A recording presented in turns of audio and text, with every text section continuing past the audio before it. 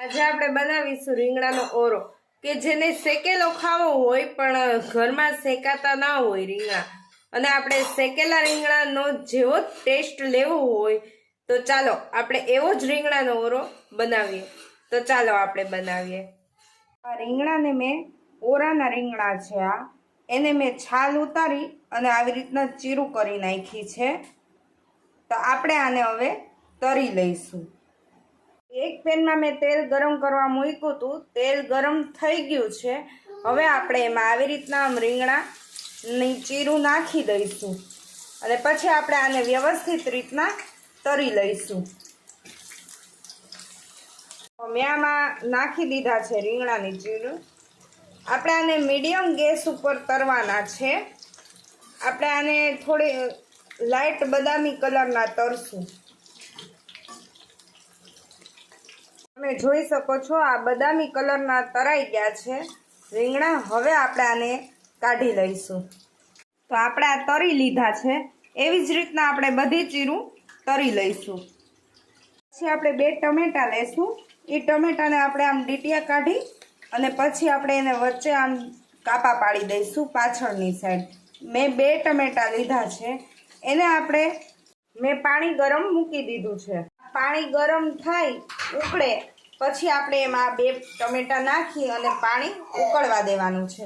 5 થી 10 મિનિટ માટે એમાં આપણે આને બોઇલ થવા દેવાના છે ટમેટાને.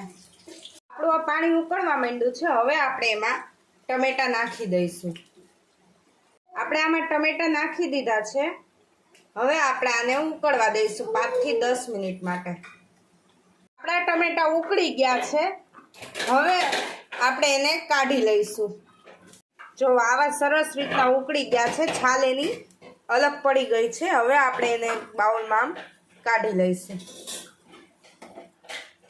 હવે આપણે આને ઠરવા દઈશું થોડાક અને પછી આની છાલ ઉખેડી નાખશું. ઠરી ગયું છે ટમેટા એટલે મેં એની છાલ ઉખેડી લીધી છે. હવે આપણે આને છૂંદી નાખશું સારી રીતના. હવે આપણે રીંગણાનો છૂંદો અને ટમેટાનો કરી લીધો છે આમાં ભેગો જ છૂંદો. હવે આપણે એક પેન લેશું. એ પેનમાં આપણે જે રીંગણા તળ્યા હતા એ જ તેલ આપણે લેવાનું છે. એ તેલ હવે આપણે ગરમ થવા દેશું. આપણું તેલ ગરમ થઈ ગયું છે. હવે આપણે તેલ ગરમ થઈ ગયું હતું એટલે આપણે આમાં લીલી ડુંગળી નાખી દીધી છે. હવે આપણે આને સરખી રીતના સાતળી લઈશું. મેં અહીંયા લીલી ડુંગળી લીધી છે. તમારી પાસે લીલી ડુંગળી ન હોય તો તમે સૂકી ડુંગળી પણ લઈ શકો છો. આપણે આને સરખી રીતના સાતળી લેવાની છે સહેજ બ્રાઉન થાય ત્યાં સુધી. હવે તમે જોઈ શકો છો આપણી ડુંગળી બ્રાઉન થઈ ગઈ છે થોડી. હવે આપણે આમાં મસાલા નાખીશું. હવે આપણે આમાં નાખીશું ધાણા જીરું,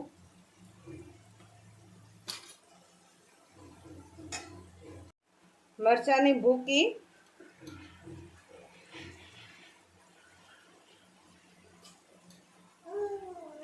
તમે જેવું સ્પાઈસી ખાતા હોય એ પ્રમાણે નાખવાનું છે, અને હળદર.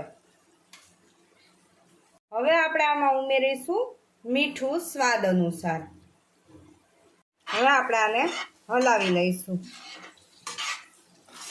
સરખી રીતના આપણે આને સરખું હલાવી લઈશું. બધું એક રસ થાય તેવું હલાવી લઈશું. મેં આમાં થોડુંક કાશ્મીરી લાલ મરચું પણ કલર માટે એડ કર્યું છે. તમારે ન નાખવું હોય તો ચાલે.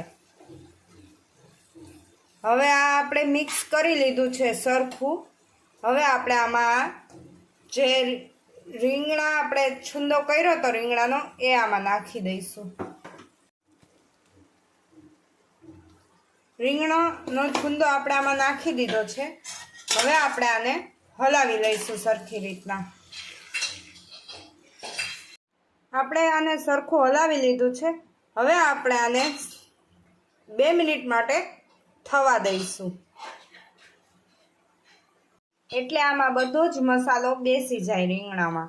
એટલે આપણે આને 2 મિનિટ થોડુંક આમ જ રહેવા દઈશું. વચ્ચે આપણે થોડુંક હલાવીશું એટલે નીચે બેસી ન જાય. તો હવે આ રીંગણાનો ઓરો રેડી છે. તો મારી ચેનલને લાઈક, શેર અને સબસ્ક્રાઈબ કરી દેજો.